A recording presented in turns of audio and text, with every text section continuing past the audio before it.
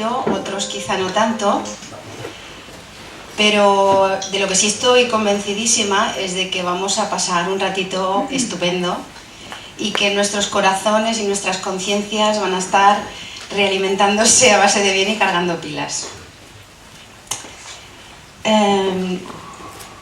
Nosotros, los que hemos organizado esto, somos un grupo que el nombre es Anda y Luz.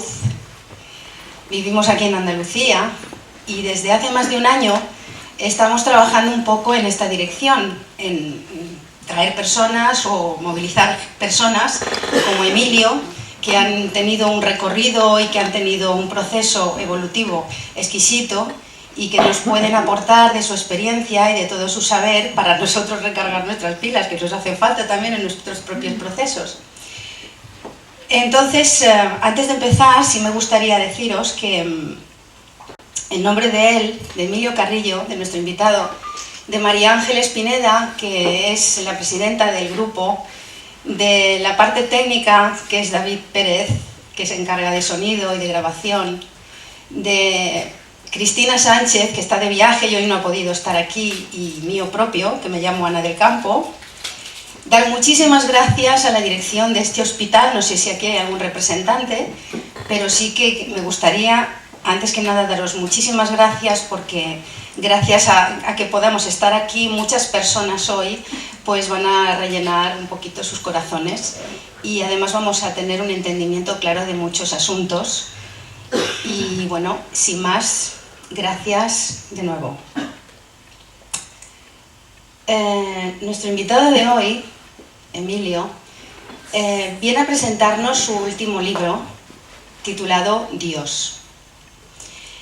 Está claro que en muy pocas décadas la humanidad está haciendo unos avances a nivel de conciencia de vértigo. Vamos muy rápidos y a veces nos mareamos y todo. Incluso tenemos vértigo, ¿no? Porque se mueven los cimientos, tanto personales como colectivos, de asuntos que a lo mejor estaban encajonados y ahora tenemos que desmadejarlo todo y cambiar eso y ponerlo en otro lugar. A veces no somos tan rápidos ni sabemos tanto ponerlo en otro lugar, pero lo tenemos que hacer. Y personas como Emilio pues nos ayudan a que todo eso lo vayamos poniendo las piezas del puzzle, ¿no? Dicho esto, pasamos ahora a lo que Emilio nos va a aportar. Porque si bien estamos viendo que la conciencia se ha expandido de la humanidad, que estamos llegando a experimentar cosas como esta misma que os acabo de decir, que médicos y sanadores estén de acuerdo para unar sus fuerzas, no menos es el potencial que tenéis que poner ahora aquí, hoy esta tarde en la sala, en cuanto a abrir vuestra conciencia y vuestro corazón y permitir que todos los contenidos que vayan saliendo, vosotros irlos integrando en vuestra estructura personal, de vuestro día a día y de todo lo que vosotros tengáis que hacer. El libro que Emilio ha escrito tiene unos conceptos que él, bueno, hoy va a desarrollar y irá mucho más allá, seguro, de lo que está escrito ahí. Y seguro que os va a llegar al corazón y a la conciencia y a la mente si vosotros estáis sueltos, dejando que esa energía, esa fuerza que está moviéndonos a todos, os invada. El concepto Dios, quizá para algunos es marcado, cerrado, podréis ver esta tarde que no es tanto así. Así que sin más dilación, yo no voy a quitarle más tiempo a Emilio, os lo voy a pasar, disfrutarlo. Gracias por estar aquí, muchas gracias Emilio, y todos tuyos. Muchas gracias, Ana. Gracias.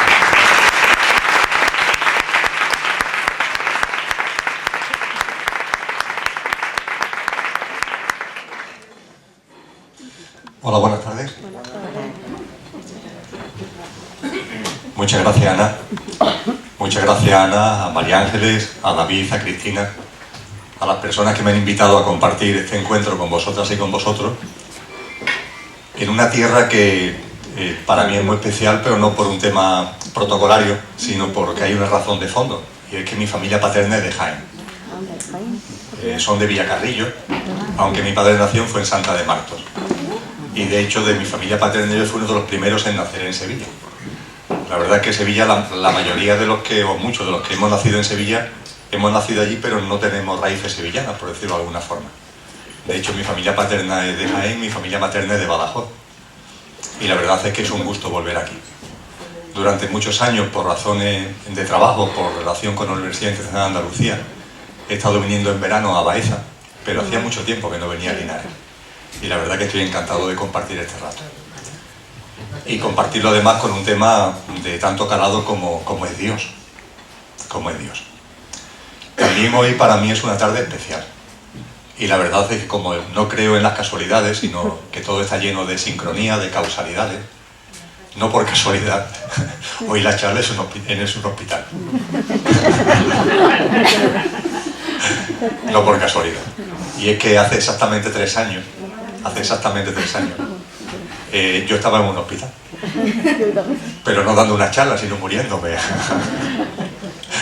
El 29 de noviembre del año 2010, a eso de las 4:30 de la tarde aproximadamente, me habían internado por la mañana, me habían llevado a urgencia y después a la UCI. Y bueno, fue una tontería, entre comillas, porque fue una caída que me produjo una fractura del peroné de la pierna izquierda, pero esa fractura originó una trombosis, que me impactó en el pulmón y originó un infarto pulmonar.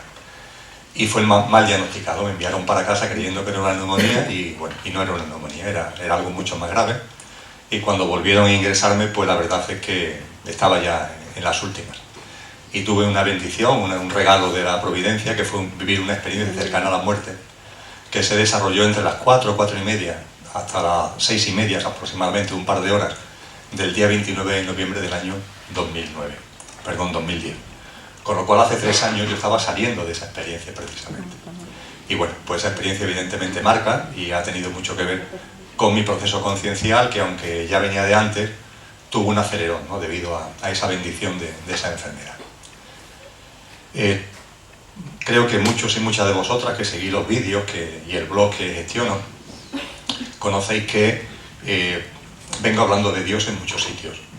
Fundamentalmente desde que se publicó el libro, que salió el día a principios de septiembre y dio origen a la primera charla que di al respecto, que fue el pasado 12 de septiembre. Desde entonces vengo por muchos puntos de España divulgando sus contenidos.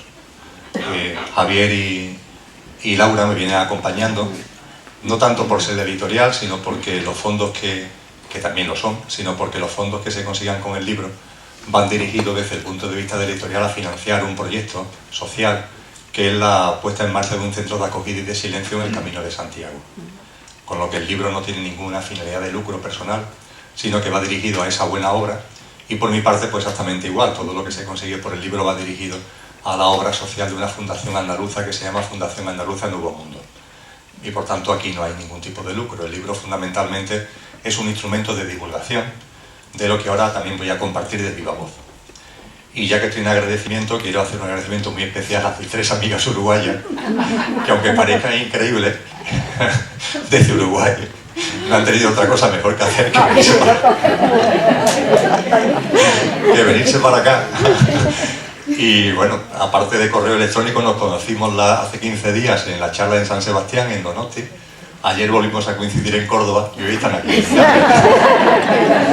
vamos a estar en Granada. Y mañana estarán en Granada. Bueno, pues muy bien. Es un placer, es un placer. Sí, es una ruta donde esto alquilaremos un autobús. Muchas gracias. La pregunta quizás es ¿por qué Dios?, ¿no? Es decir, ¿por qué a mí, entre comillas, me ha dado por hablar de Dios? Pues bien, lo de a mí nos olvidamos. Quizás desde aquella experiencia que os he comentado, del 29 de noviembre del año 2010, yo soy absolutamente consciente de lo que todos tenemos en el corazón, pero a la mente le cuesta trabajo aceptar. Y es que cuando hablamos de yo, de me, de mí, de mío o de mí, eso es una ficción. Es un juego que estamos realizando aquí en este plano, en tercera dimensión, en el planeta Tierra, en el plano humano. Pero no es cierto. El yo, el mí, el me, el mío y el mí no existen. Es una ficción. Con lo que las veces que en la charla yo hable de mi experiencia o de lo que yo he podido ver, es simplemente una inercia de nuestro lenguaje. Pero no es real. La realidad es que somos uno, pero radicalmente, hasta unos límites que nuestra mente de ninguna forma puede ni siquiera sospechar. La unidad es lo único que existe, lo único que existe es el uno. Somos uno, radicalmente uno. Y eso no es una mala noticia, es una noticia sensacional. Eso es verdad que a nuestra individualidad, a nuestro ego, a nuestra personalidad, le resulta incluso temeroso, ¿no? Hay un cierto temor a ese sentimiento de unidad.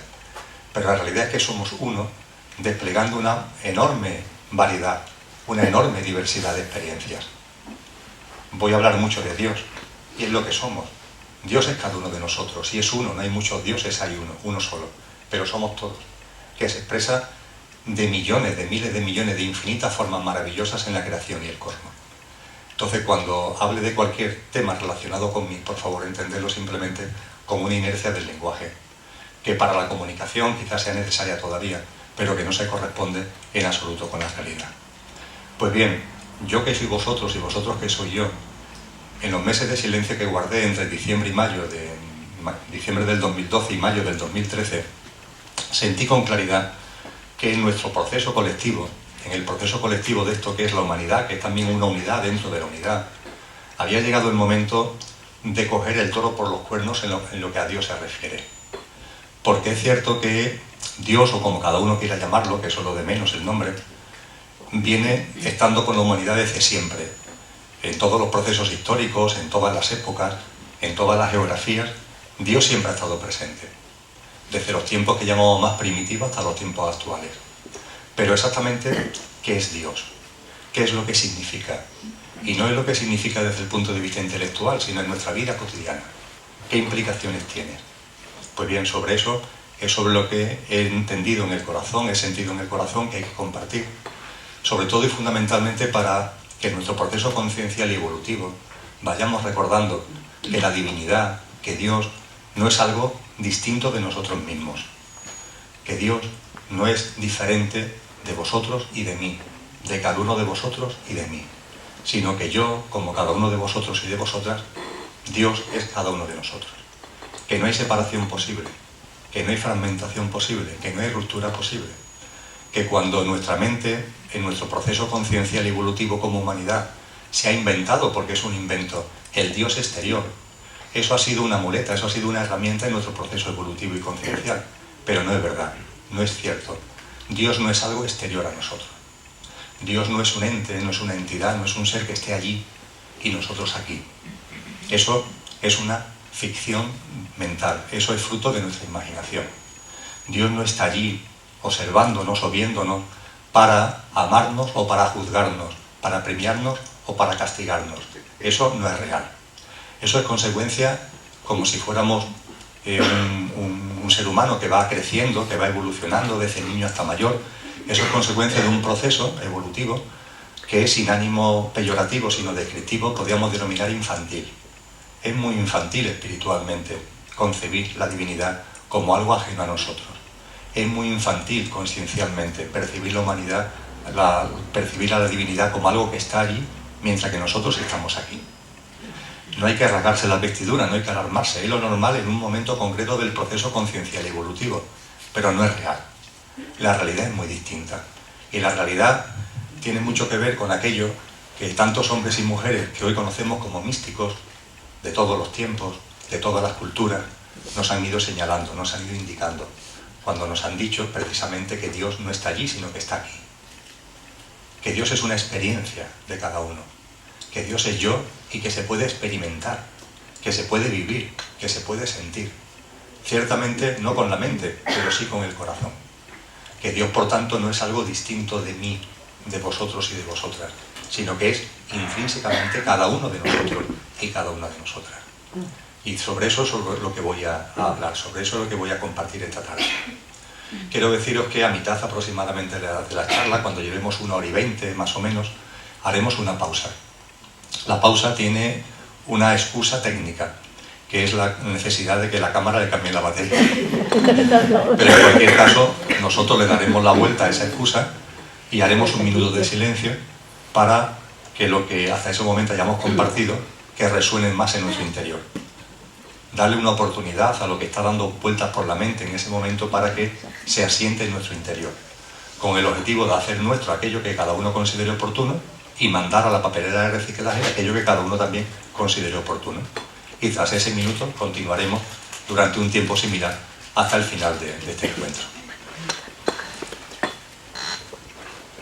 He comentado, lo sabéis igual que yo, que los místicos y místicas de todas las épocas y de todas las culturas nos han dicho que Dios no es algo distinto de nosotros y que de hecho nuestro proceso, el de cada uno, y como unidad también, pero el proceso de cada uno conciencial y espiritual va dirigido precisamente a que nos demos cuenta de eso, a que el Dios que es nosotros se haga realidad.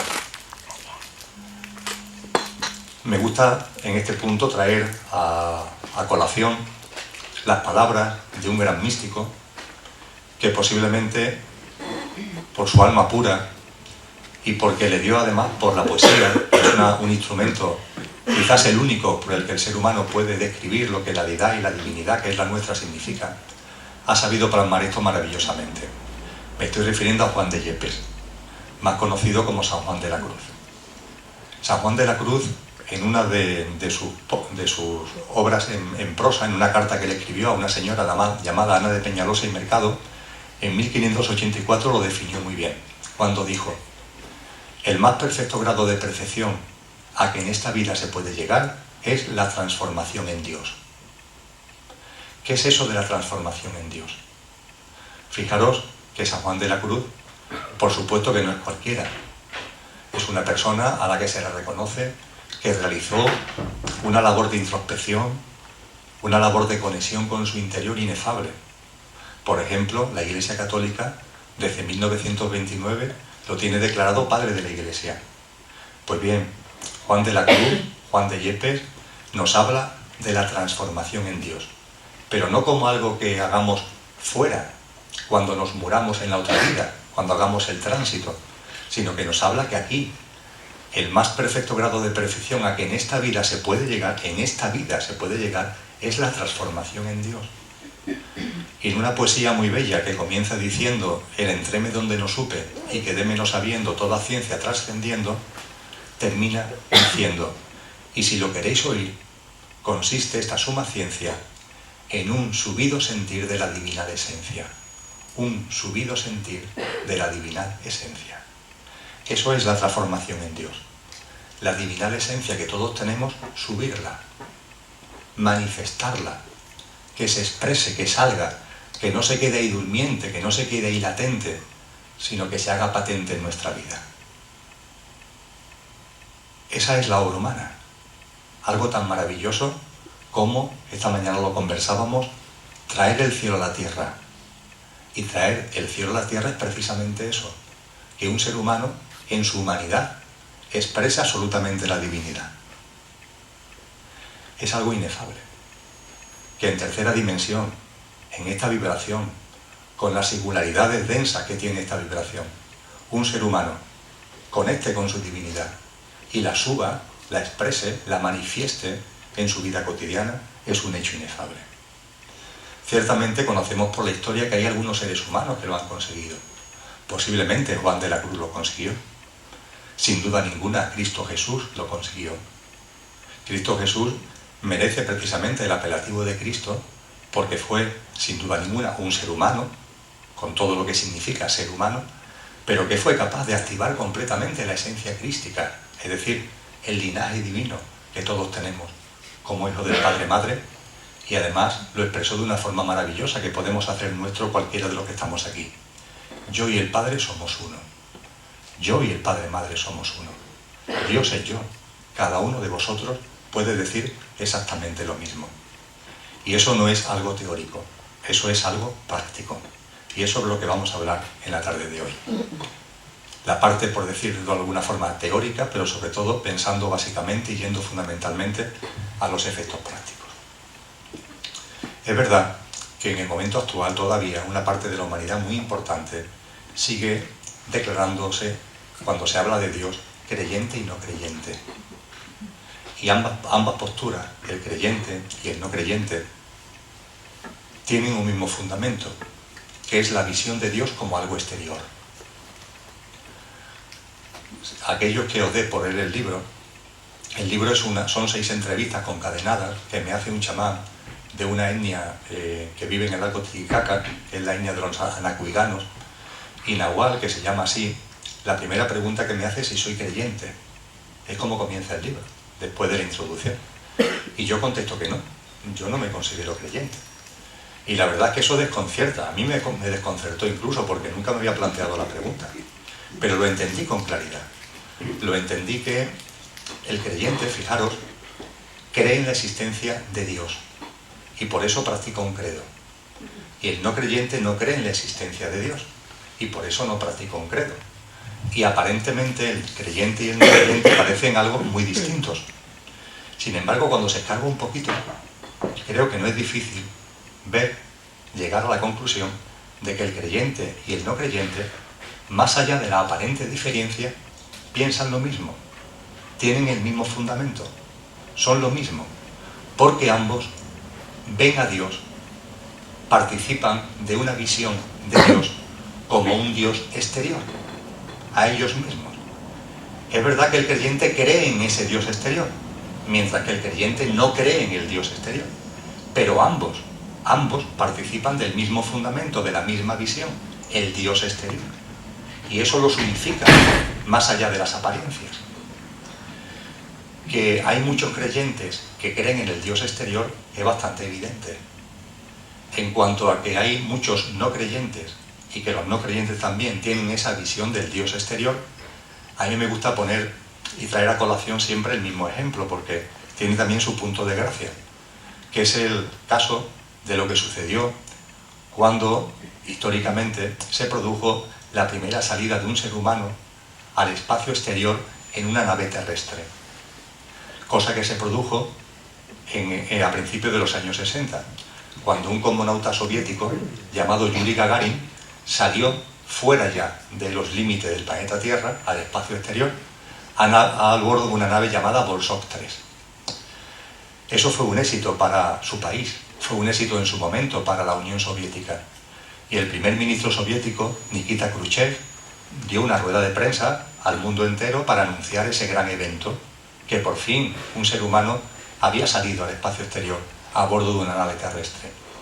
Y Nikita Khrushchev, entre las cosas que comentó en esa rueda de prensa, hay una que viene como anillo al dedo, a colación de lo que estamos compartiendo. Y es que dijo: ¿sabéis lo primero que Yuri Gagarin ha expresado, ha dicho, cuando ya estaba allí, fuera del límite de la Tierra, en el espacio exterior? ¿Sabéis lo que ha dicho? Dice, pues ha dicho: ya estoy aquí y no veo a Dios por ninguna parte. Como si Dios fuera algo, no sé, que estuviera escondido detrás de la Luna, o entre Venus y Mercurio, o entre Mercurio y el Sol, o más allá del Sol, no sé. Es una percepción de la divinidad como algo exterior que anda por ahí. No sabemos muy bien dónde, pero anda por ahí. Y de esa percepción participa el no creyente y participa el creyente. Están unificados, tienen la misma visión de la divinidad. Una visión de la divinidad totalmente distinta, por cierto, a la de San Juan de la Cruz, o a la de otros muchos místicos y místicas. Pero esa visión de la divinidad como algo exterior unifica a creyentes y a no creyentes. Parece muy distinto, y de hecho cuánta bronca ha habido en la historia de la humanidad entre creyentes y no creyentes. Pero no hay realmente ninguna diferencia. La diferencia es solamente apariencia, porque ambos comulgan de una misma visión de lo divino como algo distinto de nosotros mismos, como algo separado de nosotros mismos. Y como me gusta decir, no pasa nada. Cada cual está en su proceso conciencial y evolutivo. Y cada cual está en su derecho de percibir la divinidad como considere oportuno. Aquel que en su proceso conciencial considere que Dios es algo distinto de él, perfecto, no pasa nada. Simple y llanamente está viviendo una ficción. Y hay que vivir ficciones, en la vida se viven muchas ficciones, y no pasa nada. Pero lo real es algo distinto. Lo real es que no hay separación posible entre Dios y nosotros, que no hay división, que no hay fragmentación posible entre Dios y yo. Esa es la auténtica realidad. Pero no obstante, ciertamente, cada cual está en su propio proceso conciencial y evolutivo. Y todos los procesos concienciales y evolutivos merecen el mayor de los respetos. Cada ser humano, de hecho, está en su estado conciencial. Eso es algo muy importante que tengamos en cuenta. Somos 7.000 millones de seres humanos actualmente sobre el planeta Tierra. Pues bien, hay 7.000 millones de estados de conciencia. El estado de conciencia de una persona es como el ser humano, como cada persona, ve al mundo, ve la vida, ve la muerte, ve la divinidad, ve a los demás, ve las cosas, se ve uno mismo. Eso es el estado de conciencia. ¿Cómo ves tú el mundo? ¿Y cómo te ves a ti mismo? ¿Y cómo ves la vida? ¿Y cómo ves la muerte? ¿Y cómo ves lo divino? Eso es el estado de conciencia. Y la creación es tan maravillosa que en el libre albedrío, que es fruto del amor que origina la creación, si no hubiera amor no habría libre albedrío, cada ser humano tiene un estado de conciencia, cada uno el suyo. Y no hay dos estados de conciencia distintos. Aquí estamos, no sé, 130, 140 personas, pues hay 130, 140 estados de conciencia. Es verdad que hay estados de conciencia más similares y menos similares, que se parecen más y que se parecen menos. Pero cada cual tiene su estado de conciencia. Cada cual ve el mundo, la vida, las cosas, etcétera, etcétera, de una determinada manera, la suya. Y eso es perfecto. Y las experiencias y la vida se vive desde ese estado de conciencia. Y además, el estado de conciencia no es constante, sino que como todo en la creación está en permanente evolución. El estado de conciencia con el que había entrado en esta sala esta tarde es uno, y con el que vais a salir es otro. Pero es que eso no se produce solamente en esta charla, se produce cotidianamente como consecuencia de las experiencias que vivimos y va modificando nuestro estado conciencial, nuestra forma de ver la vida, nuestra forma de ver las cosas, nuestra forma de vernos a nosotros mismos. Es muy fácil de darse cuenta si pensáis en vuestra propia vida y miráis para atrás en el tiempo, a eso que denominamos pasado. Hoy no veis la vida igual que hace un año, o hace 5, o hace 20. Veis la vida de una forma distinta, o veis a vosotros mismos de una forma distinta. Eso es el estado de conciencia. Y todos los estados de conciencia, permitidme la expresión, son perfectos. Cada cual tiene el que le corresponde en su momento del proceso evolutivo. No hay ni mejores ni peores, ni inferiores ni superiores. Cada cual está viviendo la vida como corresponde que la viva, con su estado de conciencia.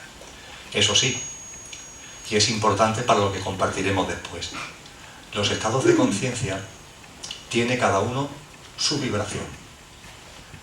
El estado de conciencia de cada uno de vosotros, el resto de los seres humanos, tiene una determinada frecuencia vibracional, un determinado grado vibracional, cada uno el suyo. Y la mente no se da cuenta, pero nuestro interior lo siente.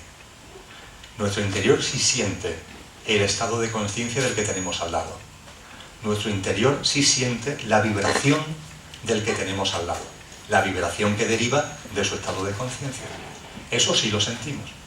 Eso lo sentimos de forma natural, eso lo sentimos de forma innata. Eso explica, por ejemplo, que en tantas ocasiones os acaban de presentar a una persona, os acabáis de encontrar con una determinada persona, y esa persona, sin saber por qué, os produce una sintonía o una asintonía, una armonía o una desarmonía, sin saber por qué. Oye, ¿por qué esta persona, entre comillas, sin conocerla de nada, me cae bien antes de que haya abierto la boca? Y esta persona, sin embargo, lo que siento es una especie de echarme para atrás, una especie de repulsión. ¿Eso a qué se debe? ¿Eso a qué obedece? Pues muy simple. Vosotros, cada uno, estáis vibrando en función de vuestro estado de conciencia con una determinada frecuencia vibracional. Y esa persona le pasa exactamente lo mismo. Está en su estado de conciencia vibrando con una determinada frecuencia vibracional. Y puede ser que entre vuestra frecuencia vibracional y la de esa persona haya armonía vibracional, haya sintonía o haya desarmonía, haya desintonía vibracional. Punto. Es así de simple. Y eso no es ni bueno ni malo, no significa que el otro sea ni mejor ni peor que vosotros, simplemente que está vibrando en una frecuencia por su estado de conciencia similar o diferente a la que vosotros estáis viviendo y a la que vosotros estáis sintiendo. Y no pasa nada. Claro, como los estados de conciencia además son evolutivos, eso también implica que a lo mejor una persona que durante un tiempo habéis tenido una armonía, una sintonía vibracional, hay un momento concreto en el que esa sintonía desaparece. ¿Por qué? Muy sencillo. Vuestro estado de conciencia ha evolucionado en una dirección y el estado de conciencia de la otra persona ha evolucionado en otra dirección diferente. Y lo que antes era un punto de encuentro, ahora no hay punto de encuentro. Y no pasa nada, no pasa nada. Hay que aceptarlo con amor desde el corazón y no pasa nada. Y vendrán otras personas que con su estado de conciencia van a cubrir la armonía que antes tenéis con esa otra persona. Aparecerán otras que vibrarán en sintonía con vosotros. Y la vida es así. Es un continuo fluir entre estados de conciencia que se van relacionando. Y también, a propósito de esto, hablaremos de las experiencias que se viven con los estados de conciencia. Pero eso vendrá después. Lo importante ahora, que es lo que quiero afianzar, es que cada cual está en su estado de conciencia, y en ese estado de conciencia que nadie es mejor ni peor que otro, no hay ningún problema, porque vosotros, y yo no soy nadie ni nada para deciros lo contrario, percibáis en un momento concreto que somos creyentes o que no creyentes, consideraros creyentes o no creyentes. El que lo quiera hacer, que lo haga. Pero daros cuenta que lo que hay detrás realmente es lo mismo para el creyente y para el no creyente, que es la visión de lo divino, la visión de Dios como algo exterior, como algo separado, como algo roto y fragmentado de nosotros mismos. Y en este punto, en todas las charlas traigo a la colación la denominada parábola del hijo pródigo, porque es una parábola maravillosa para profundizar en lo que acabo de exponer. La parábola del hijo pródigo fue enunciada por Cristo Jesús. El nombre, lo de parábola del hijo pródigo, se lo hemos puesto nosotros. Cristo Jesús no le puso nombre. De hecho, si Cristo Jesús le hubiera puesto algún nombre, algún título a la parábola, nunca le hubiera puesto parábola del hijo pródigo. Porque la parábola no va dirigido, ella, su contenido, no va dirigida a que nos identifiquemos con el hijo pródigo. De ningún modo. Va dirigida a que nos identifiquemos con el Padre. Con el Padre Madre. Con nuestra divinidad, que es lo que representa el Padre Madre. La parábola va dirigida a que nos demos cuenta de que somos uno con el Padre. No a que somos el hijo pródigo. Y vete a buscar el bienestar. Vete a disfrutar de la vida. El Padre, desde su amor, no le pone objeciones. Le da su parte de la herencia y el hijo menor se convierte en ese momento en el hijo pródigo. Fijaros, el hijo pródigo se separa del Padre. Se va del hogar. Voluntariamente. Voluntariamente.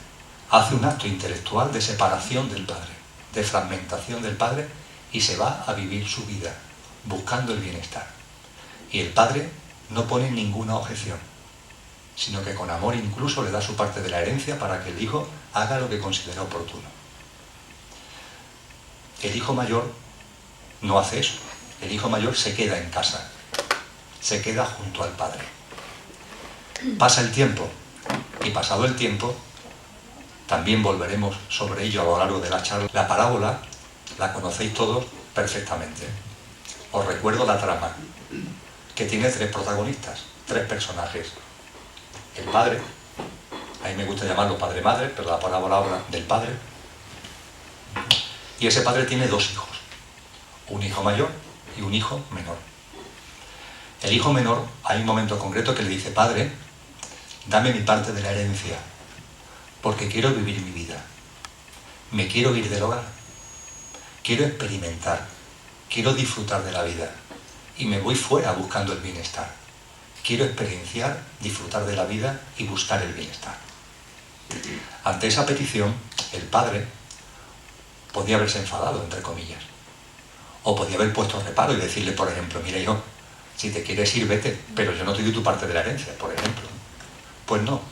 El padre lo que hace es que con mucho amor le dice: aquí tienes lo que te corresponda. El hijo pródigo, el hijo menor, va viviendo sus experiencias, va buscando el bienestar. Y apuntar eso, porque la parábola ya lo está indicando. La búsqueda del bienestar, que es lo que hasta ahora hemos venido haciendo vosotros y yo, conduce siempre a lo mismo, al sufrimiento. Siempre conduce a lo mismo, al sufrimiento. Y el padre lo sabe perfectamente. El padre sabe que su hijo que se ha ido buscando el bienestar, lo único que va a conseguir finalmente es el sufrimiento. Al principio quizás pueda pensar que está pasándolo bien, que está disfrutando de la vida. Mentira. ese camino tiene siempre un mismo destino, el sufrimiento. Y efectivamente la parábola nos dice que el hijo pródigo sufre mucho. Esa es su experiencia final. Y sufre tanto que en un momento concreto decide volver al hogar, para que el padre lo reciba como le dé la gana. Se conforma con que le dé de comer lo que le dan de comer a los cerdos, cualquier cosa, y vuelve al hogar. El hijo pródigo, que se ha separado voluntariamente del padre, vuelve voluntariamente al padre, lo cual es precioso, lo cual es hermosísimo, porque es estar con el padre, pero por un acto consciente y voluntario, no por inercia, sino porque conscientemente quiero estar con él, conscientemente quiero unirme a él. Eso es lo que nos muestra el hijo pródigo, un acto consciente de separación y un acto consciente de regreso. Y el hijo pródigo regresa al hogar. Y cuando regresa al hogar, la parábola nos describe algo que es potentísimo y hermosísimo. El padre lo estaba esperando. Al padre no hay que avisarlo. No tienen que ir los criados a decirle, Señor, ha llegado su hijo. No, no. El padre estaba esperándolo en el camino. Porque el padre siempre está a la espera. El Dios que es yo siempre está a la espera de que reconozca mi divinidad. Siempre está a la espera. Y el hijo pródigo retorna al hogar y se encuentra al padre en el camino. Y el padre le tiende los brazos. Y se produce el encuentro, el reencuentro. Y se fusionan en un abrazo. El padre, que es amor, lo recibe en un abrazo y se produce la fusión. Una fusión entre el hijo pródigo y el padre-madre. Y el padre, lleno de gozo por el retorno del hijo, organiza una fiesta. Y ahí interviene en la escena, en el escenario, en ese pequeño teatro que es la parábola, el tercer protagonista, que es el hijo mayor, el que no se ha ido, el que se ha quedado junto al padre. Y el hijo mayor, ¿qué es lo que hace? Se enfada mucho, se enfada muchísimo, porque no entiende que el padre haya recibido al hijo pródigo con los brazos abiertos. No lo entiende. Y se enfada de que encima le haya organizado una fiesta. Y se niega a entrar en la fiesta. Y entonces el padre se acerca a él y le dice, hijo, entra a la fiesta. Ven con nosotros a celebrar el regreso de tu hermano. Y el hijo mayor le expresa su enfado, le expresa su descontento. Y ahí termina la parábola. Ahí concluye la parábola. Esta parábola pone de manifiesto, en primer lugar, si me permitís que lo exprese así, la tragedia del no creyente, la tragedia del incrédulo, la tragedia del incrédulo, del no creyente, del ateo, del agnóstico, del escéptico, como lo queramos llamar. Tantas personas que rompen voluntariamente con su divinidad. Tantas personas que intelectualmente, conscientemente, voluntariamente reniegan de lo que son, se separan de lo divino, se separan del Padre-Madre y se identifican solo con su yo físico, mental y emocional, sin darse cuenta que somos mucho más que eso. Tantas personas que viven la vida creyendo que son eso, esto, el cuerpo físico y los componentes mentales y emocionales asociados al cuerpo físico, y que viven su vida con base a eso, negando que haya más, negando nuestro verdadero ser, negando nuestra esencia divinal, en palabras de San Juan de la Cruz. Y la creación y el libre albedrío fruto del amor es tan magnífico que no hay ningún problema.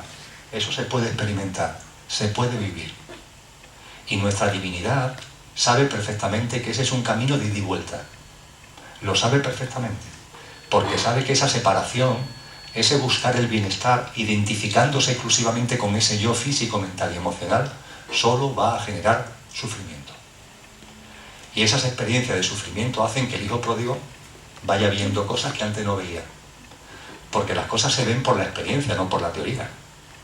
Aquí vosotros y vosotras me vais a escuchar a mí muchas cosas, pero las implicaciones en vuestra vida tienen que pasar por vuestra experiencia. No por la teoría, sino por las experiencias concretas. Y como consecuencia de esas experiencias, el hijo pródigo regresa al hogar y se fusiona en un abrazo de amor con el Padre-Madre. La parábola nos habla también de otra tragedia, que es la tragedia del creyente, que en este caso, si la tragedia del incrédulo, del no creyente, está personificada por el hijo pródigo, la tragedia del no creyente está personificada por la tragedia del creyente, está personificada por el hijo mayor. El hijo mayor se queda junto al padre. Es verdad que se queda junto al Padre. Pero ahora bien, el gran interrogante que abre la parábola, ¿el hijo mayor se queda junto al Padre de verdad? ¿O es simplemente inercia? ¿El hijo mayor de verdad conoce al Padre? ¿O es un vivir junto al Padre que a lo mejor se debe simplemente a que no tiene el valor que ha tenido el hijo pródigo de irse? Que no tiene el coraje de que ha tenido el hijo pródigo. Porque puede ser que el hijo mayor se quede junto al Padre, pero estando junto al Padre realmente esté separado del Padre. E incluso haga una invención, una ficción mental acerca del Padre. Y la verdad es que ahí la parábola lo pone muy clarito. Porque pone de manifiesto que el hijo mayor, el que se ha quedado, no conoce al Padre. Vive con él, aparentemente, pero no lo conoce en absoluto. No sé, eso como esas parejas, como esos matrimonios que van pasando los años y los años y finalmente viven juntos, pero realmente no viven juntos. Aparentemente viven juntos, pero no viven juntos. Cada uno está por un lado y de hecho ni tienen conversación, ni tienen diálogo, ni tienen nada en común en absoluto. Eso es lo que le pasa al hijo mayor con el padre. Y la prueba del 9 es que cuando el hijo vuelve, el hijo pródigo vuelve, el padre lo recibe con amor. Y el hijo mayor va y se sorprende de eso. Por favor, si el hijo mayor conociera al padre, ¿se sorprendería de que el padre recibiera con los brazos abiertos al hijo menor? Si el hijo mayor conociera al padre, sabría de sobra, que si algún día a su hermano pequeño se le ocurriera volver, el padre lo iba a recibir con los brazos abiertos. Si conociera al padre, con el amor del padre, eso lo sabía de sobra. Pero como no conoce al padre, coge un cabreo tremendo cuando el hijo mayor vuelve, el hijo menor vuelve, y lo recibe con los brazos abiertos. Porque no conoce al padre. No conoce que el padre es amor. Si conociera al padre, sabría que el padre es amor y no se sorprendería de que el padre recibiera al hijo menor con los brazos abiertos. Pero el hijo mayor no conoce al padre. Vive junto al padre, pero no conoce al padre, como tantos matrimonios, tantas parejas, que le sucede exactamente lo mismo. Que viven juntos, pero realmente terminan no conociéndose. Esa es la tragedia de muchos creyentes, que creen conocer a Dios, pero no lo conocen. Se han inventado a un Dios. Se han hecho una imagen de la divinidad absolutamente distinta de la realidad, que es la imagen de su mente. Se han inventado un Dios que incluso lo visten de blanco y le ponen barbas blancas, que te premia, que te castiga, que está ahí distante, y eso simplemente no es verdad. Oye, que si lo ves así no pasa nada, vive tu vida con esa percepción de lo divino, pero no es así. Es que el Padre no es eso, es que el Padre Madre no es eso, es que el Padre Madre no está roto, ni separado, ni fragmentado de nosotros. No hay desunión posible entre la divinidad y cada uno de nosotros. Y eso la parábola lo pone de manifiesto maravillosamente. Y la parábola ¿a qué nos llama? La parábola nos llama a que nos identifiquemos con el Padre, a que nos demos cuenta, como dijo Cristo Jesús, que yo y el Padre somos uno, a que nos unamos nuevamente al Padre, que como hijos pródigos nos volvamos a unir otra vez al Padre, nos fusionemos en lo que realmente somos, en ese mismo abrazo de amor. A eso es a lo que nos llama la parábola. Y esa parábola además está poniendo también de manifiesto algo que hoy día es de enorme actualidad. Si pone de manifiesto la tragedia del creyente y la tragedia del no creyente, también pone de manifiesto lo que hoy podemos denominar las tragedias o la tragedia de las religiones. La tragedia de las religiones. Mirad, las religiones han sido muy importantes en nuestro proceso conciencial y evolutivo como humanidad. Han sido muy importantes. Pero las religiones se pusieron a sí mismas fecha de caducidad. Las religiones, hace mucho tiempo, se pusieron a sí mismas una fecha de caducidad cuando se institucionalizaron. Cuando institucionalizaron la espiritualidad. En ese momento las religiones dijeron, mira, vamos a servir para esta parte del camino, pero llegado a un punto kilométrico del camino, ya no vamos a servir. Las religiones, al institucionalizarse, es verdad que han contribuido que durante siglos, durante milenios, se haya mantenido en la especie humana la llama de la espiritualidad. Y eso ha sido muy importante. Pero no es menos cierto que al institucionalizarse le ha pasado lo que toda organización humana le pasa. Inevitablemente, cuando hay una organización por medio. Por muy dirigida a lo espiritual que sea, siempre ocurre lo mismo.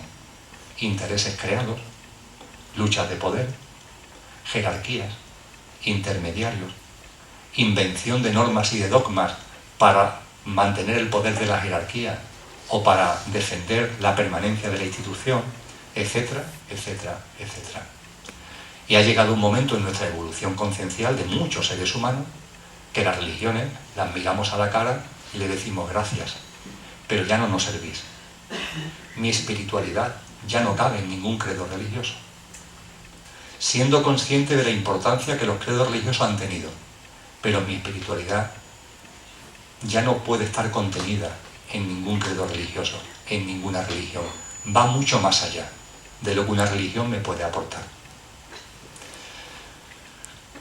Cuando los místicos y místicas nos han hablado de espiritualidad, nos están hablando de una espiritualidad que en última instancia tiene una enorme característica, que es la libertad. Fijaros, si Dios no es algo distinto de nosotros, y el proceso de nuestra espiritualidad, nuestro proceso conciencial va dirigido a que nos demos cuenta, en el momento en el que te das cuenta de eso, de tu divinidad, la espiritualidad explota en ti. Y esa espiritualidad que explota en ti es la espiritualidad divina, que es libertad completa. En esa libertad de nuestra espiritualidad, ¿quién es quién para decirme a mí cómo me tengo que vestir? Sé poner vénica. ¿Quién es quién para decirme a mí cómo tengo que comer? ¿Quién es quién para decirme a mí cómo tengo que desarrollar mi sexualidad? Etcétera, etcétera, etcétera. ¿Quién es quién?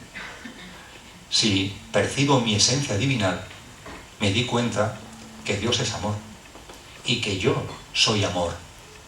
Y a partir de ahí surge eso tan maravilloso que nos legó San Agustín, Agustín de Hipona, cuando nos dijo aquello de ama y haz lo que quieras. Ama y haz lo que quieras. ¿Por qué? Porque cuando conectas con tu divinidad, que es amor, y ese amor aflora, haz lo que te dé la gana, porque todo lo que hagas va a estar impregnado de amor. Y eso es lo único importante. Y olvídate de normas y olvídate de preceptos, que eso pertenecen a paradigmas inventados por los seres humanos. ¿De verdad alguien en su sentido común pleno puede pensar que Dios nos va a imponer normas? ¿De verdad? ¿Alguien con 2 dedos de frente puede pensar que a Dios le importa un bledo cómo nos vistamos o cómo comamos? ¿Alguien puede pensar en su sano juicio que Dios está con una lupa mirando cómo yo practico mi sexualidad? Por favor. Dios, que es amor, y que yo, por cierto, va a estar pendiente de eso. Eso son invenciones de nuestra mente, son ficciones mentales, radicalmente ficciones mentales. La realidad es que nuestra espiritualidad, conectada con nuestra divinidad, con nuestra esencia divina, es radicalmente libre, radicalmente libre. Es verdad, insisto, que las religiones han jugado su papel, pero ha llegado un punto concreto en el que ya su función la han cumplido. Hay muchas personas que están en el ámbito de lo religioso, tengo muchas relaciones con muchas, en muchos credos religiosos, no solamente en el ámbito católico, sino en muchos credos religiosos que me dicen: pero Emilio, tú que estás por ahí dando charlas y que estás hablando de Dios, dice, tú te darás cuenta de que cada vez hay menos espiritualidad, ¿no? Te darás cuenta de que, por ejemplo, nosotros no tenemos vocaciones, que estamos teniendo que cerrar iglesias, porque no hay cura suficiente para la cantidad de iglesias que tenemos por tantos pueblos repartidos, y tenemos que cerrar iglesias. Y los conventos se están quedando sin monjas. O en otras claves religiosas nos dicen que les gustaría abrir nuevos templos y que no tienen gente para abrir nuevos templos. Y me dicen, ¿tú te estás dando cuenta de que la espiritualidad se está cayendo? Digo, pues no. Yo lo que siento es todo lo contrario. Yo lo que siento es que, y desde luego como no hay ni yo, ni mí, ni mí, ni mío, ni mí, no es por mí, por tanto, yo lo que me di cuenta es que donde voy me encuentro a cientos de personas bulliendo en espiritualidad. No sé, vengo a Linares y aquí hay 130, 140 personas bulliendo en espiritualidad. Pero ya estuve en Córdoba y había, no sé, también una barbaridad de gente bulliendo en espiritualidad. Y mañana en Granada. Y no sé, desde que comenzamos esta gira, Javier, Laura y yo, el 12 de septiembre, ¿cuánta gente, Javier y Laura, habremos estado compartiendo, bullendo en la espiritualidad. Entonces, oye, pues yo le tengo que decir de corazón, mira, pues la verdad es que yo no siento eso, al contrario, yo lo que siento es que la espiritualidad está brotando por todos sitios, con una fuerza inusitada, como nunca. Y siempre digo lo mismo, oye, te invito a que te metas en internet, métete en YouTube, y pon cualquier palabra que tenga que ver con la espiritualidad, me da igual, cualquier palabra, y te vas a encontrar miles de vídeos, miles de personas compartiendo con cientos de miles de personas. Y ya no solamente eso, sino que mira la audiencia de cada vídeo. Mira la audiencia de cada vídeo. Y es espectacular. Los vídeos de espiritualidad tienen decenas de miles de audiencias, cientos de miles de visitas. En todos los idiomas, además. Y esa es la prueba evidente de que la espiritualidad no está en capa caída, al contrario, está en efervescencia absoluta. Lo que está de capa caída es la religión, que es distinto. Totalmente distinto. Claro, cuando uno se empeña en creer que la espiritualidad y la religión es la misma cosa, pues entonces lleva a la conclusión de que son épocas bajas para la espiritualidad. Pero es que no es verdad. Hoy día se está produciendo una espiritualidad emancipada, una espiritualidad nueva, una espiritualidad distinta, que es la espiritualidad, como vengo diciendo, de los místicos y místicas de siempre, pero con dos importantísimas diferencias. San Juan de la Cruz, Teresa de Jesús, Miguel de Molinos, Fray Luis de León, por hablar de místicos españoles, vivieron su espiritualidad con mucha soledad, sin tener interlocutores. Todavía San Juan de la Cruz, que era más joven que Santa Teresa de Jesús, tuvo la suerte de poder compartir una parte de su vida experiencia con Santa Teresa de Jesús. Se tuvieron durante un tiempo el uno al otro, pero la experiencia de los místicos en el ámbito musulmán o en cualquier ámbito religioso ha sido la soledad, mucha soledad. Ahora ocurre todo lo contrario, y eso es una importantísima diferencia con los místicos y místicas. Hoy día no somos una gota en el océano, esto es algo masivo. Es que da igual donde estemos, da igual el punto geográfico, hay un montón de gente que estamos sintiendo lo mismo, y eso permite hablar, y eso permite compartir experiencias, y eso permite darte cuenta que lo que tú estás viendo como locura resulta que no es una locura porque al otro le está pasando lo mismo, etcétera, etcétera, etcétera. Esa suerte, entre comillas, no la tuvieron los místicos, que vivieron su espiritualidad con mucha soledad. Y la segunda diferencia muy importante entre la hora y lo que vivieron los místicos y místicas es que ellos sintieron la necesidad de vivir su espiritualidad en un credo religioso. Quizás porque estaban muy solos, quizás precisamente por eso. Sintieron la necesidad de vivir su espiritualidad en un credo religioso. Y nosotros ya no tenemos esa necesidad. Fijaros que los místicos y místicas vivieron la espiritualidad en un credo religioso que curiosamente los hostigaba, los perseguía, los castigaba. Curiosamente. A San Juan de la Cruz, sabéis que sus hermanos de orden lo tuvieron encarcelado en una celda de un propio monasterio de la orden durante muchos meses en la ciudad de Toledo. Y hubo experiencias mucho más duras. A mí me gusta sacar a colación la experiencia de un místico árabe, de un místico sufí, que en el siglo IX, en las calles de Damasco, compartía con la gente algo muy parecido a lo que estamos aquí compartiendo. Oye, que Dios no es distinto de ti, que Dios es nosotros, que Dios no está separado de nosotros mismos, que Dios no está fragmentado, que no se necesitan intermediarios entre Dios y tú, que no consienta que nadie te interprete la divinidad, porque la divinidad eres tú mismo, que nadie te ponga normas, que nadie te ponga preceptos. Os podéis imaginar que ese hombre, que era un hombre santo, reconocido como un hombre santo, levantó la silla de la jerarquía religiosa islámica, claro. La jerarquía religiosa la tomó con él. La tomó con él hasta el punto que lo encarceló, lo martirizó, lo descuartizó, lo ahorcó primero, lo descuartizó después y después lo quemó. Y cuenta la historia que estando en el potro de martirio, esta persona que se llamó Al-Jalal, estando en el potro de martirio, cuenta la historia que el verdugo no tenía fuerza moral para martirizarlo. Poneros en el lugar del verdugo. Por muy despegado que sea, tenía delante de sí a un hombre santo.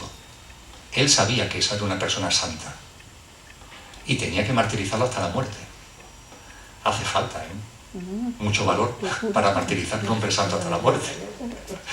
Y no encontraba fuerzas. Y como para encontrar fuerza, como para encorajinarse, le dijo el verdugo a Al-Jalal: así que tú andas por ahí diciendo que tú eres Dios, ¿no? ¿Cómo te atreves a decir semejante barbaridad? ¿Cómo te atreves a decir que tú eres Dios? ¿Sabéis lo que le contestó Al-Halal? Que fue el último que dijo en su vida, claro. Dice, no, hermano, no. Lo digo con mucha paz, sin ningún tipo de ira, sin ningún tipo de resentimiento. Dice, no, hermano, no. Yo lo que digo es exactamente lo contrario. Yo no digo que Dios, que yo sea Dios. Yo digo que, y esto es lo que ha quedado para la posteridad, yo digo que Dios es yo. No que yo sea Dios. Yo digo, Dios es yo. Y no se quedó ahí, sino que siguió. Dios es yo. Y yo soy Dios cuando ceso de ser yo. Casi nada, ¿eh? Dios es yo.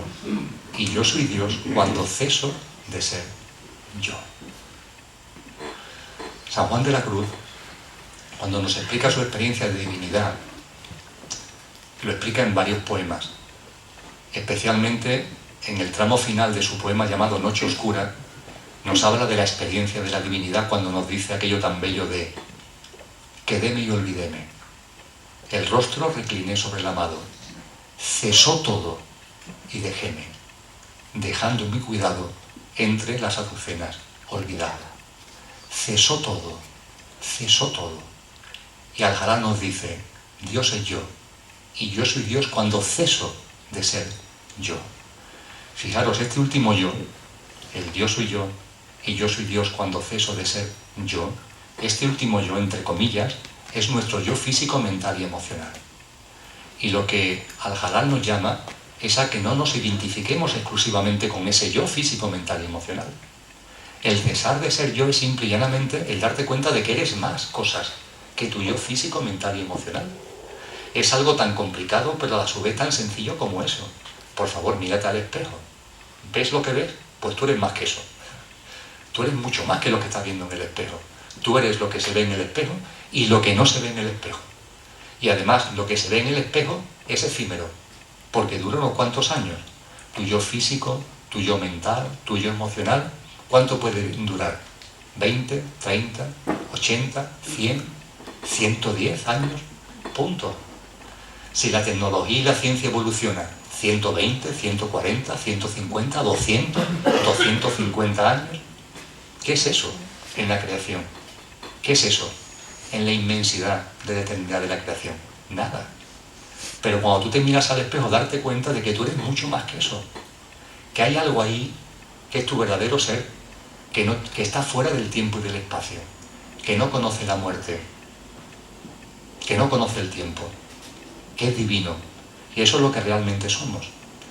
Lo que Al-Halal, si estuviera en la época de hoy, nos diría, Dios es yo, y yo soy Dios cuando ceso de ser el coche. Yo soy Dios cuando ceso de ser el coche. En el sentido, hombre, darte cuenta, por favor, de que tú no eres el coche, que eres el conductor del coche. Date cuenta de eso, que no es tan difícil. El coche es esto, nuestro yo físico, mental y emocional. Y le tenemos que tener cariño, hombre, porque si no tuviéramos coche, no podríamos estar aquí en esta charla, por ejemplo, compartiendo este rato. No podríamos vivir en el plano humano. Necesitamos un yo físico, mental y emocional. Pero ojo, eso es el coche. Eso es el vehículo. Nosotros somos mucho más que eso. El coche, por supuesto que nos pertenece, por supuesto que es nuestro y por supuesto que tenemos que prestar atención. Pero nosotros somos el conductor del coche. Date cuenta de eso. A eso es a lo que nos llama Al-Halal. Dios es yo, y yo soy Dios cuando me di cuenta que soy más que el coche. En el momento en el que esto te das cuenta. Pero claro, no teóricamente, sino en la práctica. Porque aquí la teoría no sirve para nada, ¿eh? En teoría no inventamos las mejores películas del mundo. No, no. Esto no es un tema teórico, esto es un tema práctico. Esto es un tema práctico. Cuando tu vida práctica, cuando tu vida cotidiana de instante en instante, realmente la vives como conductor y no como coche, entonces se produce la vuelta al hogar. Es decir, Dios es yo y yo soy Dios cuando ceso de ser yo. Ahí se produce la vuelta al hogar. Es un camino de ida y vuelta, lo que vive el hijo pródigo. Un camino de ida y vuelta. Pero claro, cuando ceso de ser yo, repito, esto no es un tema teórico, es un tema práctico.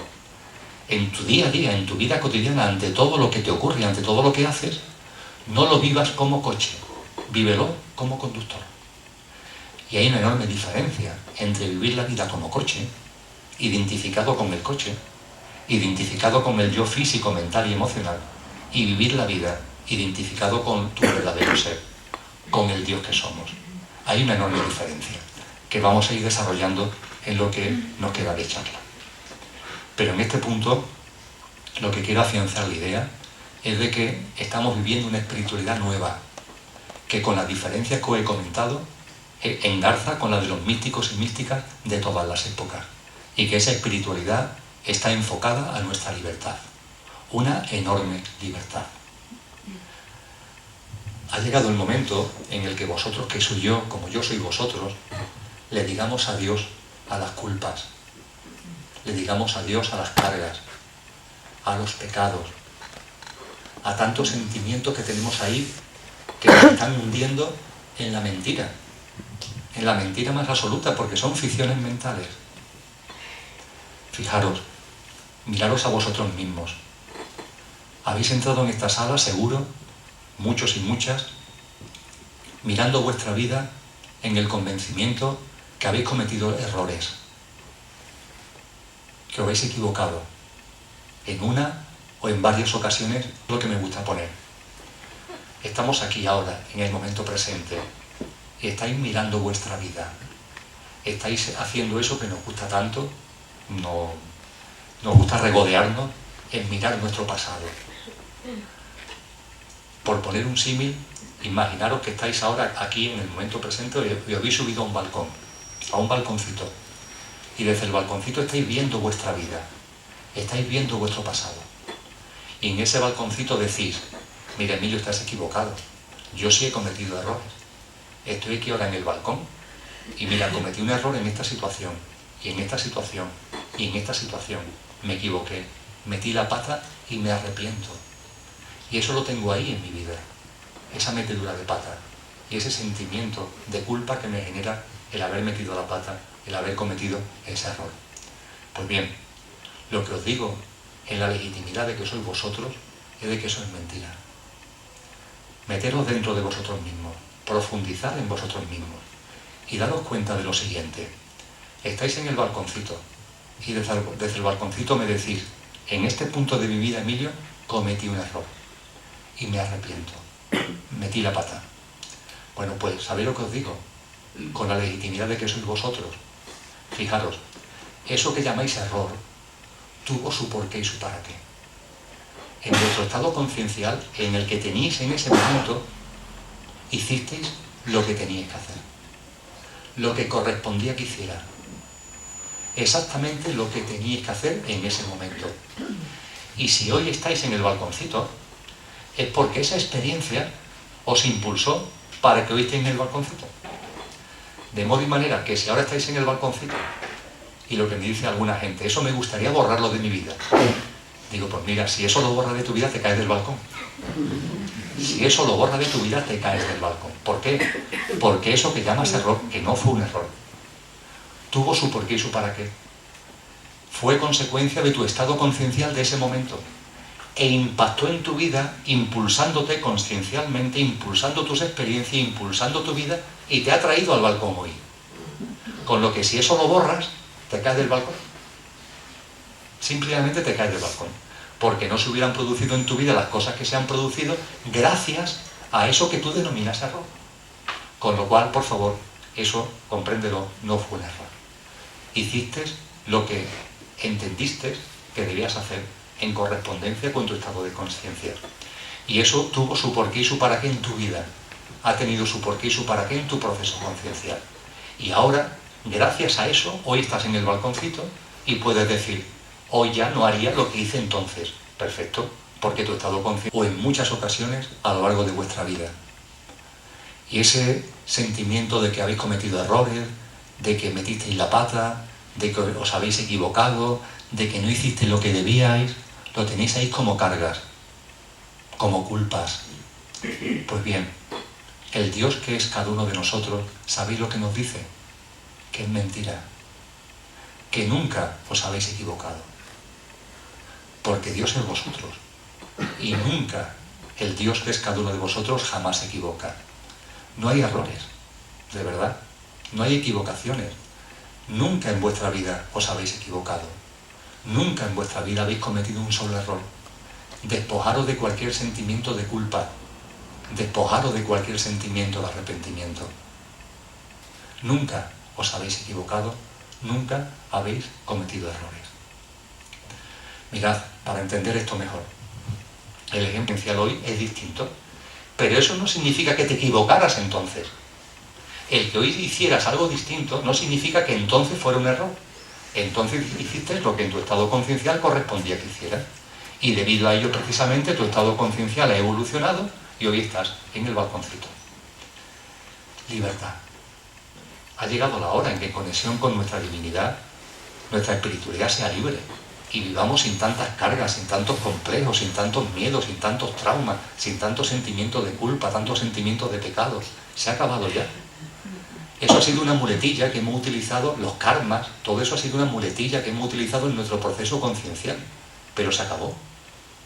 Oye, si alguno de vosotros quiere seguir viviendo en ese mundo, que siga viviendo, faltaría más. Yo lo único que comparto desde el corazón es que no es verdad. Que aquel de vosotros y de vosotras que diga se acabó, ya está bien. Conecto con mi esencia divina, la manifiesto en mi vida y me doy cuenta de que todo es perfecto, de que todo tiene su porqué y su para qué, y de que todo lo que sucede en mi vida me está impulsando en mi proceso conciencial evolutivo como ser divino que soy. Me está impulsando en el retorno al hogar, en la fusión con el Padre-Madre. Es cierto, no obstante, que esto que estoy aquí compartiendo, hay muchas personas que en su proceso evolutivo y conciencial no lo ven, no lo sienten y siguen empeñados en la idea de un Dios exterior. Y lo vuelvo a decir, no pasa nada, solamente que no es verdad. Vamos a ir a otro místico, más antiguo que San Juan de la Cruz, aunque como él es también padre de la Iglesia. Vivió en la época romana y fue declarado padre de la Iglesia en el siglo V, en el siglo VI. Si San Juan de la Cruz fue declarado padre de la Iglesia en el siglo XX, la persona de la que vamos a hablar ahora fue declarado padre de la Iglesia en el siglo V o en el siglo VI. Me refiero a Agustín de Hipona, conocido como San Agustín. San Agustín tiene en su vida una singularidad muy importante, y es que él fue un hijo pródigo, vamos, perfecto.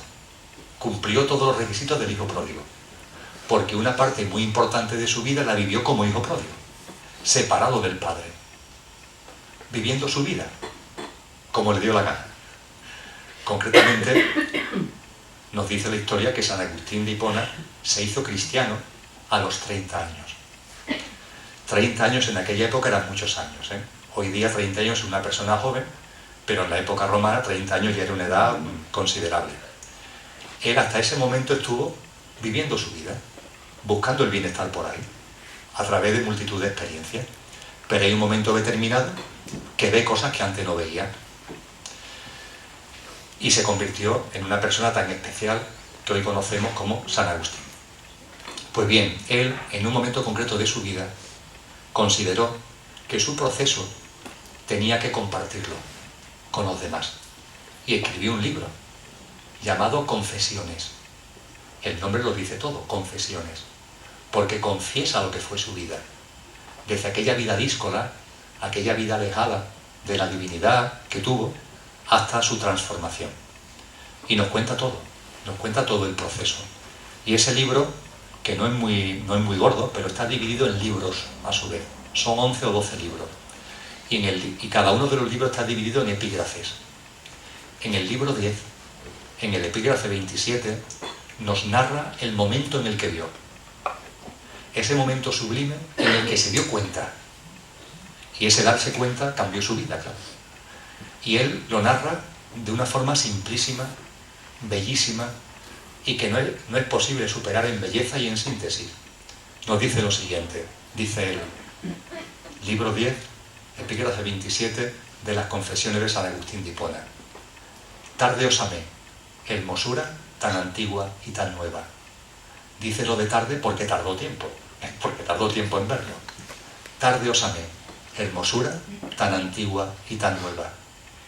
Y he aquí que vos estabais dentro de mí, y yo de mí mismo estaba fuera, y por de fuera yo os buscaba. Estabais conmigo y yo no estaba con vos. Y he aquí que vos estabais dentro de mí, y yo de mí mismo estaba fuera, y por de fuera yo os buscaba. Estabais conmigo y yo no estaba con vos. No se puede expresar con más claridad. Es así lo que estamos viviendo. Y eso cuando lo ves, lo ves. Cuando te das cuenta que estás buscando fuera lo que ya eres. Ese Dios exterior, esa búsqueda del bienestar en el exterior, el estar permanentemente atento hacia afuera, cuando todo ya está dentro. ¿Habéis pensado alguna vez que ya sois todo lo que vuestro corazón quiere anhelar? Que no tenéis que buscar nada, ni esperar nada, que ya en el momento presente sois todo aquello que queréis ser. ¿Habéis pensado alguna vez que el mundo, o lo pongo más difícil, que el mundo ya es como queréis que sea? Y diréis, por favor, Emilio, ¿el mundo cómo va a querer? Va a ser como yo quiero que sea, si esto es un desastre. No, no es un desastre. Es exactamente como tiene que ser. Nada es casual, nada es azar, nada es caos. Todo es exactamente como tiene que ser en función de los procesos concienciales. Este mundo que tú ves es perfecto. Cuando ves los acontecimientos que te cuentan en los telediarios, que te cuentan en la radio, en los periódicos, hay que escarbar debajo para darte cuenta de que ya todo es perfecto. De que cuando hablamos de paz, la paz ya está aquí. Que lo único que ocurre es que no somos capaces de verla. No somos capaces de admitir y de aceptar el libre albedrío. No somos capaces de aceptar que las experiencias tienen un porqué y un para qué en nuestro proceso evolutivo.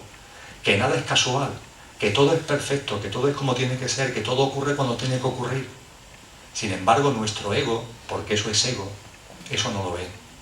Se empeña en interpretar las cosas, en que las cosas sean como yo quiero que sean. Y esto no funciona así, esto es distinto. Como no nos damos cuenta, eso nos llena de intranquilidad y no percibimos la paz. La paz no hay que esperarla, la paz está aquí ya. Lo único que hay que abrir los ojos. Hay por ahí quien ha dicho ojos nuevos para un mundo nuevo. Porque la clave es esa, los ojos con los que tú miras al mundo. Si el problema no es del mundo, el problema es de los ojos con los que tú miras al mundo. Ahí está la auténtica clave. Cuando tú llenas los ojos de amor te vas a dar cuenta de que todo es amor. Todo. E incluso cuando la gente se está dañando a sí misma vas a ver el amor que están derrochando en ese acto. Están en su estado conciencial, en su momento evolutivo. Y lo único que sientes es mucho amor y mucha compasión. Lo entiende, lo comprende y ve que todo encaja. De eso vamos a seguir hablando. Pero lo cierto es que este encuentro del que nos habla San Agustín, hay muchas personas que hoy día en su estado conciencial no lo ven, no lo sienten. Y están buscando fuera lo que tienen dentro. A mí eso me gusta llamarlo la búsqueda del bienestar. Estamos buscando el bienestar fuera. Buscamos el bienestar en las cosas materiales. O en las personas, lo cual es más grave todavía. Fijaros, decimos que vivimos, pero no es verdad. Una cosa es vivir y otra cosa es sobrevivir. Y hemos convertido la vida en un acto de supervivencia. Hemos confundido lo que es vivir con sobrevivir. Vivir es lo que nos cuenta el Halal. Vivir la vida cesando de ser yo. Vivir la vida no como coche, sino como conductor, eso es vivir. Pero sin embargo, nos empeñamos en vivir la vida como coches. Y cuando vivimos la vida como coches, eso no es vivir, eso es sobrevivir. Solamente sobrevivir. ¿Y sabéis cómo se diferencia vivir de sobrevivir? Es facilísimo. Cuando se vive, vivir no se necesita nada. Nada. Cuando se practica el vivir, no se necesita nada. Basta conectar con lo que eres. Y todo lo demás se resuelve con confianza en la vida, mucha confianza en la vida. Lo que nos narran los evangelios, cuando nos hablan de los lirios del campo, de las aves del cielo. Confianza en la vida, conecta con la divinidad y confía en la vida. Lo que dice San Juan de la Cruz, en lo que antes os recordaba, cesó todo y dejéme, dejando mi cuidado entre las azucenas olvidado. Olvídate de cuidarte, confía, confía, conecta con tu divinidad y confía en la vida. Sin embargo, ¿qué es lo que hacemos? No hacemos eso. Hemos convertido la vida en un acto de supervivencia. Hemos confundido vivir con sobrevivir. Y cuando sobrevivimos necesitamos muchas cosas. Esa es la gran diferencia, que cuando sobrevivimos se necesitan muchas cosas. Se necesitan bienes materiales. Oye, que nos parecen que no es posible vivir sin esos bienes materiales. Oye, pues sí es posible vivir sin esos bienes materiales. ¿Cómo que no es posible vivir sin una casa? Se puede vivir sin una casa. Se puede vivir sin un trabajo. Se puede vivir sin una familia. Se puede vivir sin amigos. Se puede vivir sin pareja. Se puede vivir sin ingresos. Claro que se puede vivir sin todo eso. ¿Quién se ha inventado esas cosas? De hecho, en muchas partes del planeta hay miles de millones de seres humanos que viven sin tantas cosas que nosotros tenemos. Y no les pasa nada. Viven. Y posiblemente en un contexto de felicidad que para nosotros es simplemente inexplicable. Pero es que puestos a necesitar, lo más tremendo es que también necesitamos a la gente. Y eso es trágico, porque hemos cosificado a las personas. Incluso llega eso a un ámbito tan maravilloso como es el amor. Esa experiencia tan sensacional del enamoramiento, del amor, también los hemos contaminado con nuestra ansia de supervivencia. Y terminamos necesitando a la persona amada. Y cuando se necesita a la persona amada, ahí ya no hay amor. Hay otra cosa, ya no hay amor. Ahí ya aparecen otros sentimientos, aparecen otras emociones. La razón de ser de los celos, de los sentimientos de apropiación, de la aprobación, de que el amado se parezca lo más posible a como yo quiero que sea. Eso no es amor. Eso son otras cosas. No lo voy a tildar ni a calificar, pero eso no es amor. El amor puro no necesita nada del otro. El amor puro no hay necesidad del otro. Es un amor que se vive en el momento presente, en el instante presente. Ahí no hay proyecto, ahí no hay futuro, ahí no hay qué va a pasar, cuánto tiempo vamos a estar juntos. No. Eso es vivir el momento, punto. Y olvídate de todo lo demás. En cuanto a que aparecen otras cosas, son nuestros miedos, nuestras inseguridades, nuestros sentimientos de dominio, nuestros sentimientos de apropiación. Y eso no es amor. Realmente hemos perdido la noción de la diferencia que hay entre vivir y sobrevivir. Pero lo estamos recordando. Lo estamos ya recordando. Pero hay mucha gente que todavía lo confunde y está fuera de sí mismo como loco buscando el bienestar. Y vamos a hablar de eso. Vamos a hablar de la búsqueda del bienestar. Hago la pregunta retórica, no para que levantéis la mano ni nada de eso, pero sí para que hagáis la pregunta interiormente. ¿Quién de vosotros no busca el bienestar? Parece que es una especie de droga. Todos buscamos el bienestar. En las cosas físicas, en las cosas materiales, en los demás, en el encuentro con la gente, buscamos nuestra satisfacción, buscamos el bienestar. La búsqueda del bienestar, en el libro Dios, se le llama la experiencia dual. La experiencia dual.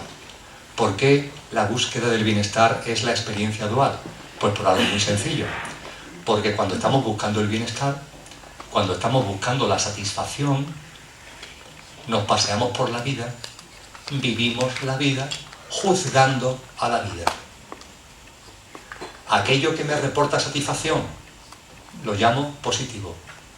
Aquello que no me reporta satisfacción, lo llamo negativo. Lo que me reporta bienestar, lo llamo bueno. Lo que no me reporta bienestar, lo llamo malo. Oye, y andamos por la vida así, como si esto fuera lo más normal del mundo. Y esto es una enfermedad mental.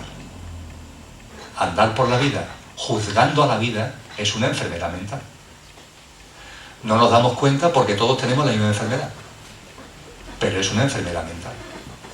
Es muy duro, de verdad es muy duro, que hayamos asumido como algo normal el andar por la vida juzgando a la vida. Esto me gusta, esto no me gusta. Esto es bueno, esto es malo. positivo y negativo. Esto es una aberración. ¿Hay otra forma de vivir posible? Claro que la hay. Vamos a hablar de ella. Pero lo cierto es que ahora mismo nos paseamos por la vida juzgando a la vida. Y hemos considerado que eso es lo normal. Pero no es lo normal. Nos paseamos por la vida juzgando a la vida. Y decimos, esto me gusta.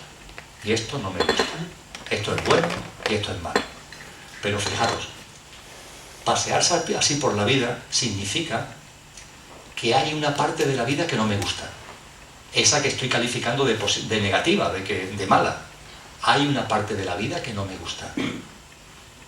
Por favor, asumir que hay una parte de la vida que nos gusta.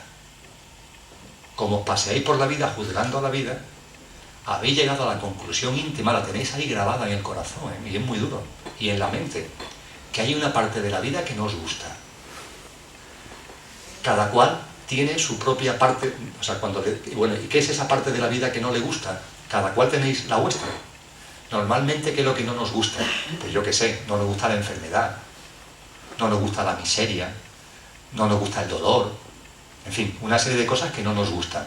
Pero después también hay singularidades, porque no todos somos iguales. Pero lo cierto es que cuando nos paseamos por la vida juzgando a la vida, hay una parte de la vida que no nos gusta, que nos echa para atrás, que no queremos tener cuenta con ella. Pero es que esto conduce a algo todavía más tremendo. Y es que a través de eso le terminamos teniendo miedo a la vida. Como hay una parte de la vida que no nos gusta, a la vida le terminamos teniendo miedo. Vivimos la vida diciendo, ¿por dónde nos va a dar el golpe? ¿Por dónde nos va a dar el porrazo? Vamos en el día a día diciendo, sí, esto puede estar bien, esto está bien, pero ¿por dónde me la van a dar? Porque hemos llegado al convencimiento de que hay una parte de la vida que es negativa y que va a aparecer cuando menos nos lo esperamos. Y eso hace que le tengamos miedo a la vida. Perdón. Eso hace que le tengamos miedo a la vida. Yo que siempre digo que paremos el móvil, porque se me ha olvidado desenchufarlo. Pero como no hay casualidades, me está comentando David que es precisamente el momento de hacer ese pequeño descanso. Es espectacular. Es espectacular. Me está indicando David que es el momento de hacer el pequeño descanso. Hacemos un minuto de silencio y continuamos hablando del miedo a la vida.